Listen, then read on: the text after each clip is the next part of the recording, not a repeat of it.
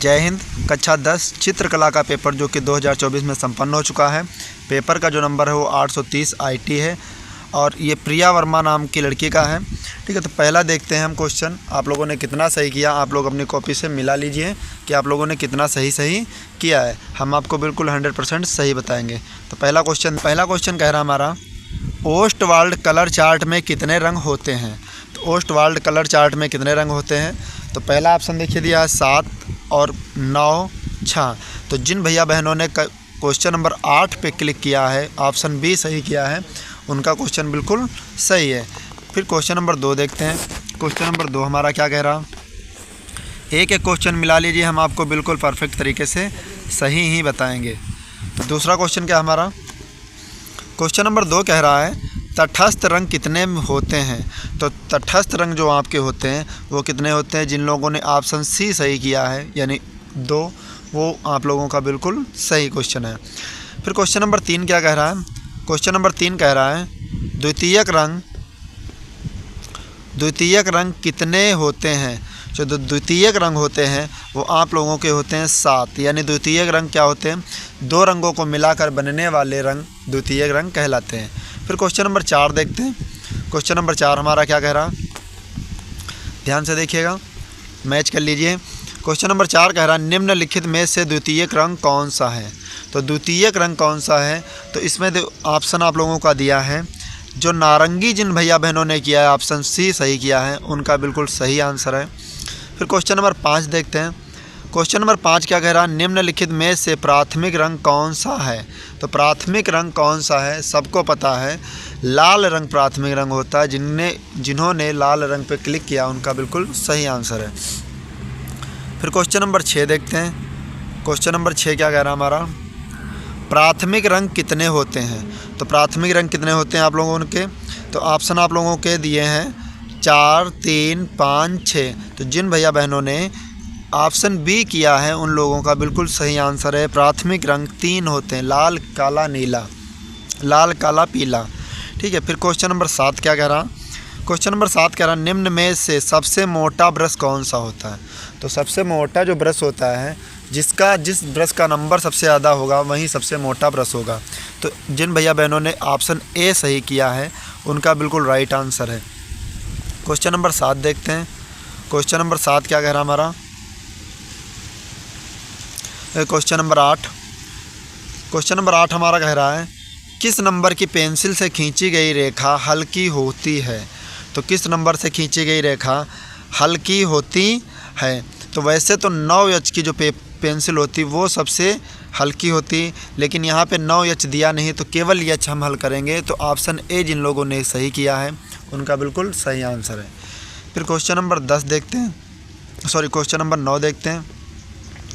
Question number 9 क्या हमारा है, क्वेश्चन नंबर 9 किस नंबर के ब्रश से बारीक लाइन बनाते हैं। तो किस नंबर के ब्रश से बारीक लाइन बनाते हैं, जिसका नंबर सबसे छोटा होगा उसी से सबसे बारीक लाइन बनेगी। तो ऑप्शन सी जिन लोगों ने किया है उनका बिल्कुल सही आंसर है। फिर क्वेश्चन नंबर 10 देखते हैं क्या है हमारा, क्वेश्चन नंबर 10। क्वेश्चन नंबर 10 आप लोगों ने क्या किया है वो भी हम आप लोगों को बिल्कुल परफेक्ट तरीके से बता रहे हैं। सफ़ेद का विरोधी रंग कौन सा है। तो सफ़ेद रंग का विरोधी रंग कौन सा है, तो सबको पता है काला रंग सफ़ेद रंग का विरोधी रंग होता है। जिन भैया बहनों ने काला रंग क्लिक किया है उनका बिल्कुल सही आंसर है। क्वेश्चन नंबर 11 क्या कह रहा, बिना ब्रश की सहायता से कौन सा रंग लगाया जाता है। तो बिना ब्रश की सहायता से कौन सा रंग लगाया जाता है, पेस्टल रंग बिना ब्रश की सहायता से लगाया जाता है। जिन भैया बहनों ने बी ऑप्शन क्लिक किया है उनका बिल्कुल सही आंसर है। फिर क्वेश्चन नंबर 12 देखते हैं। क्वेश्चन नंबर 12 क्या हमारा है, पीले में लाल रंग मिलाने पर कौन सा रंग बनता है। तो पीले में लाल रंग मिलाने पर कौन सा रंग बनता है। तो पीले में लाल रंग मिलाएंगे तो आपका नारंगी रंग बनेगा। जिन लोगों ने ऑप्शन ए किया उनका बिल्कुल सही आंसर है। फिर क्वेश्चन नंबर 13 क्या कह रहा, नीले में पीला रंग मिलाने से कौन सा रंग बनेगा। नीले में पीला रंग मिलाने से कौन सा रंग बनेगा, तो हरा रंग बनेगा। जिन लोगों ने हरा किया है उनका बिल्कुल सही आंसर है। क्वेश्चन नंबर 14 क्या कह रहा, क्वेश्चन नंबर 14 कह रहा है निम्न में कौन सा ठंडा रंग होता है? तो सबको पता नीला रंग ठंडा रंग होता है। ऑप्शन सी इसका बिल्कुल सही आंसर है। फिर क्वेश्चन नंबर 15 क्या कह रहा है? सफ़ेद में लाल रंग मिलाने से कौन सा रंग बनता है? तो सफ़ेद में लाल रंग मिलाने से आपका बैंगनी रंग बनता है। ऑप्शन सी बिल्कुल सही आंसर है। फिर क्वेश्चन नंबर 15 देखते हैं। क्वेश्चन नंबर 16 क्या कह रहा? निम्न में कौन सा रंग गर्म है? तो गर्म रंग कौन सा होता है? लाल रंग गर्म रंग होता है। ऑप्शन सी बिल्कुल सही आंसर। फिर क्वेश्चन नंबर 17 देखते हैं। क्वेश्चन नंबर 17 क्या है?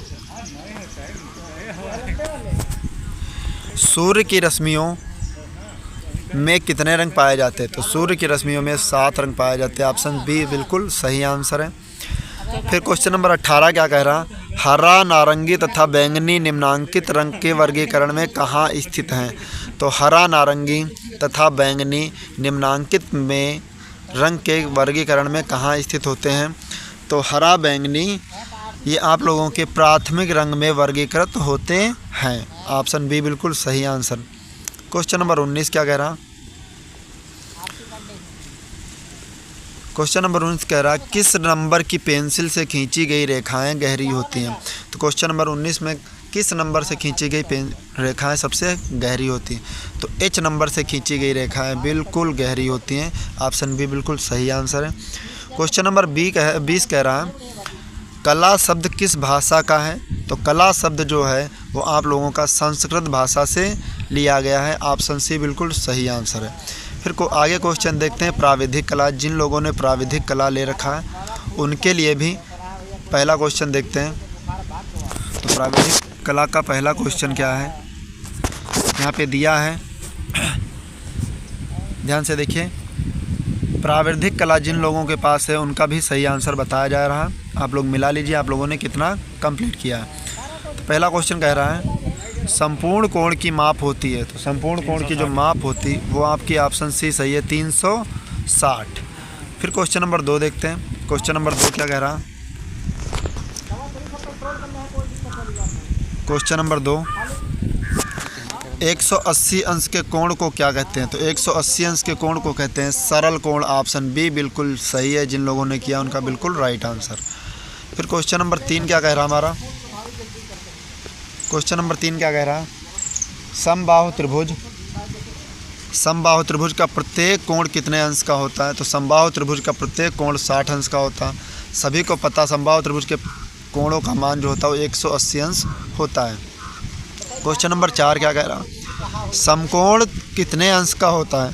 तो समकोण सबको पता है 90 अंश के कोण को समकोण कहते हैं। क्वेश्चन नंबर 5 देखते हैं।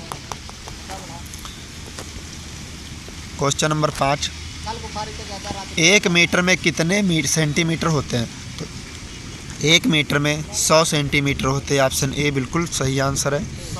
फिर दिया क्वेश्चन नंबर 6 1 मीटर में कितने डेसीमीटर होते? तो सबको पता है 1 मीटर में 10 डेसीमीटर होते। ऑप्शन सी बिल्कुल सही आंसर है। फिर क्वेश्चन नंबर 7 देखते हैं। क्वेश्चन नंबर 7 क्या कह रहा है? निम्न में से कौन सा आकार आयताकार है? तो आयताकार आकार की एक भुजा बड़ी और एक छोटी होनी चाहिए। तो ऑप्शन बी बिल्कुल सही आंसर है। ए ऑप्शन त्रिभुज है, सी ऑप्शन वर्ग है और डी ऑप्शन आपका वृत्त है। फिर क्वेश्चन नंबर 8 क्या कह रहा है? निम्न में से कौन सा आकार त्रिभुजाकार है? 3 भुजाओं से घिरी आकृति को त्रिभुज कहते हैं, इस प्रकार से बनता है। तो ऑप्शन बी बिल्कुल सही आंसर है। फिर क्वेश्चन नंबर 9 देखते हैं। क्वेश्चन नंबर 9 क्या कह रहा है? आप लोग एक एक क्वेश्चन मिला लीजिए, बिल्कुल सही आप लोगों को बताया जा रहा है।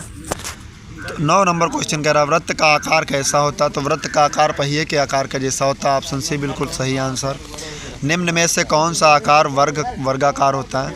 तो जिसकी चारों भुजाएं चारों कोण बराबर होते हैं वो वर्ग होता है। तो ऑप्शन डी बिल्कुल सही आंसर है। आप लोग मिला लीजिए, जिन लोगों ने ऑप्शन डी किया उनका बिल्कुल सही आंसर।